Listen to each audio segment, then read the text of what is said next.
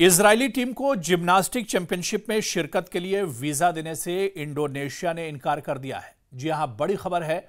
Indonesia ने Israeli gymnastic team को दरअसल शिरकत करने के लिए वीजा देने से ही सिरे से खारिज कर दिया है।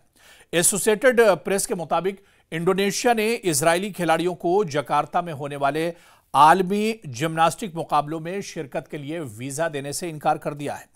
दरअसल इजरायली टीम 19 से 25 अक्टूबर तक जकार्ता में होने वाले आलमी जिम्नास्टिक मुकाबलों में शिरकत करने वाली थी, लेकिन इंडोनेशिया ने इजरायली टीम को वीजा देने से ही मना कर दिया है। और इसके पीछे बड़ी वजह इंडोनेशिया की सरकार ने और वहां की इंतजामिया ने गजा में जिस तरह से कत्लेआम किया गया है, गजा में जिस तरह से नस्लकुशी की गई है, इससे बड़ी वजह इंडोनेशिया ने बताया है। और गजा में तबाही की बुनियाद पर, गजा में खून खराबे की बुनियाद पर ही इंडोनेशिया और जकार्ता ने इजरायली जिम्नास्टिक टीम को, जो कि 19 तारीख को जकार्ता पहुंचने वाली थी, 19 तारीख से लेकर 25 तारीख तक यहां पर जिम्नास्टिक के मुकाबले होने वाले थे।